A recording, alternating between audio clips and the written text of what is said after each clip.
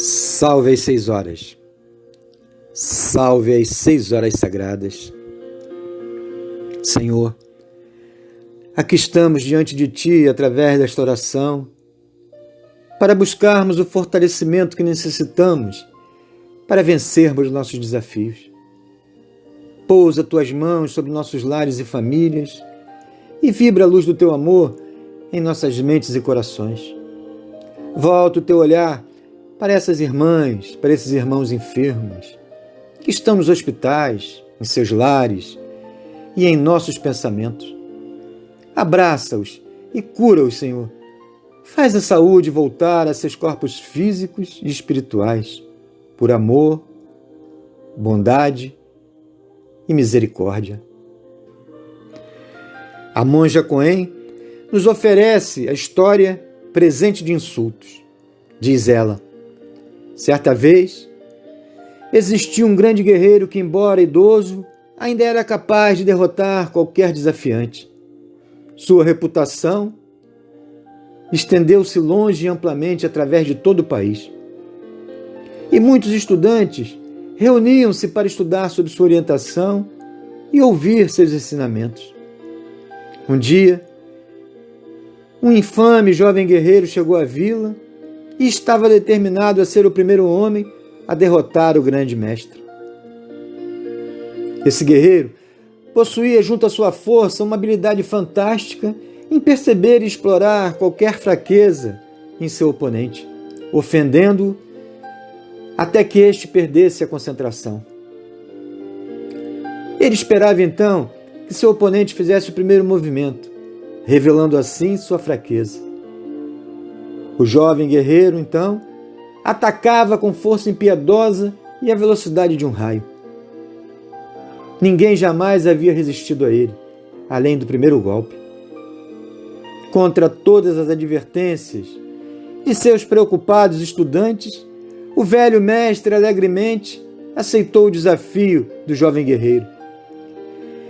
Quando os dois se posicionaram para a luta, o jovem guerreiro começou a lançar insultos ao velho mestre.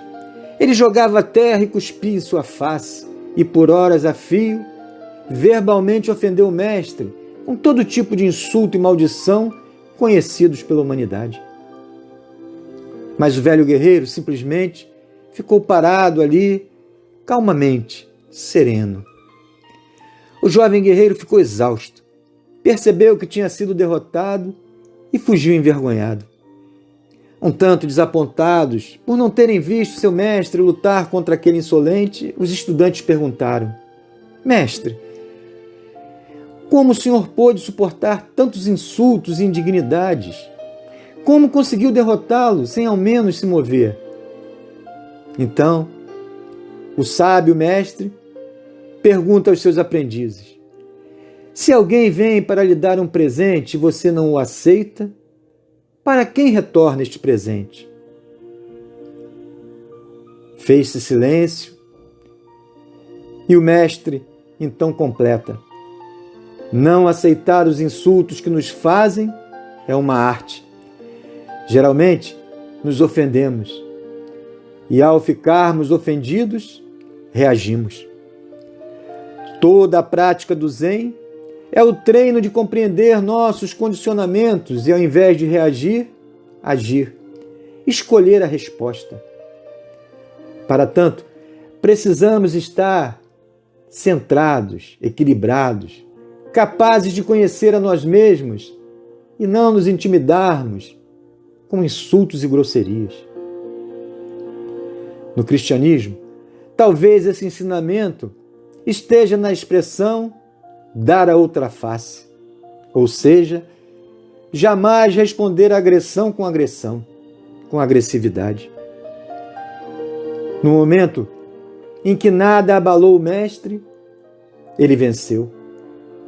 Quando jovem, conta a monja, fui estudar Karatê-Do. Certa ocasião havia um grande campeonato.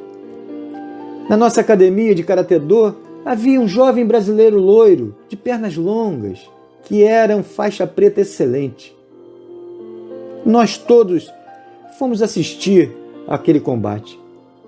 e ele estava ganhando muito bem, até o momento em que foi atingido pelo seu oponente de forma imprópria. Não houve a desqualificação daquele golpe e a luta continuou. Entretanto, ao final da luta, nosso campeão perdeu.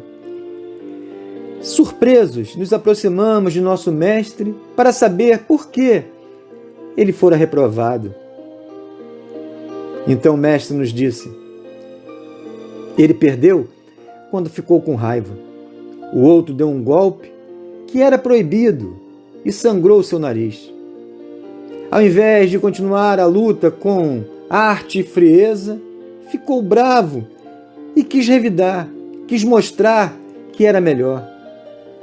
Foi aí que ele perdeu. Diz a monja: eu tinha cerca de 21 anos de idade e foi a primeira vez que me dei conta de que a habilidade física não é nada sem o controle mental. Essa talvez seja a arte mais difícil de se conquistar, nos diz a monja.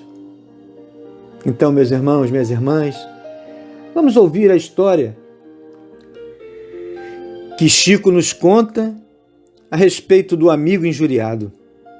Certa vez, alguém me contou que havia sido perseguido e injuriado por muitos anos por um ferrenho adversário de suas ideias. Ele vivia sonhando com o dia em que seu adversário, reconhecendo os equívocos cometidos contra ele, o procurasse para pedir perdão. Imaginava finalmente ter esse adversário aos seus pés, dando a mão à palmatória, acalentar essa ideia de triunfo em que a justiça lhe seria feita por muitos anos. Pois bem, quando já estava com os cabelos quase todos brancos, o adversário de muito tempo, também com seus cabelos brancos, inesperadamente o procurou para o tão aguardado entendimento. Confessou-lhe os seus excessos, pediu a ele que o desculpasse pela inveja e pelo ciúme que sempre o haviam motivado naquele combate acirrado. Falou também de suas lutas pessoais, dos seus conflitos de ordem íntima, que eram semelhantes exatamente ao que ele criticara no companheiro. Conversaram longamente, sem ninguém por perto, para presenciar o diálogo. O amigo injuriado, que tinha tantas respostas guardadas que havia decorado na ponta da língua, para dizer justamente quando chegasse a hora inevitável daquele confronto, percebeu, segundo ele próprio confidenciou ao Chico, que ele também inutilmente perdera tempo. De repente, sentiu que não havia qualquer razão para o revide. Ambos haviam envelhecido naquela disputa que ninguém saberia identificar como teria começado. Disse ele: Chico, eu não tive a menor vontade de reagir. É bem verdade que ele se prevalecera de todas as artimanhas para me prejudicar, mas eu também mentalizara aquele momento, o dia em que, face a face comigo, ele se sentisse humilhado. Mas ele estava ali, tendo a grandeza de me pedir perdão. Se eu não o perdoasse, Chico, ele estaria triunfando sobre mim. A verdade é que eu nunca teria ido a ele. Ele é que estava tomando a iniciativa de vir a mim. Eu que desejava fortemente fazer uma publicação no jornal, tornando pública aquela hora de retratação, não tive ânimo de contar isso a quem quer que fosse. Você, Chico, é a primeira pessoa que está sabendo. Ele desencarnou há mais de um mês. Hoje, na verdade, sinto por ele uma afeição que não sei explicar. Reconheci que em muitas coisas ele tinha razão a meu respeito. Meu irmão, minha irmã, Chico conclui essa história com a seguinte lição: feliz daquele que na hora de dar o troco perde a vontade. Esses encontros com os nossos desafetos, mais cedo ou mais tarde, acontecerão. Se não for nesta vida, será na vida espiritual. Os que nos perseguem, com razão ou sem razão, nos auxiliam a identificar o nosso próprio lugar. Às vezes, nos é muito mais útil um adversário sincero que um amigo bajulador. Meus irmãos, minhas irmãs, depois dessa lição, sigamos com Lobo da Costa em seu poema Oração diante da Injúria. Foste, ó Cristo, no mundo, o servidor sublime, perdão e caridade ungindo a natureza. Fizeste da bondade a eterna luz acesa, qual estrela em que o céu se condensa e se exprime.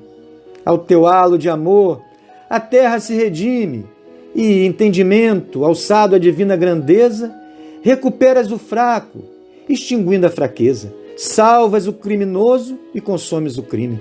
Ante as farpas do mal, dá-nos paz e brandura. Liberta-nos do ódio a alma pobre e insegura. Rompe-nos os grilhões das heranças medievas. E faze-nos sentir ao peito humilde pasmo, que mais vale gemer sobre a cruz do sarcasmo que vencer e sorrir sob o aplauso das trevas. Que Jesus nos abençoe e nos dê sabedoria e humildade para não cairmos na tentação do revide, da vingança. Salve as 6 horas, salve as 6 horas sagradas, que assim seja.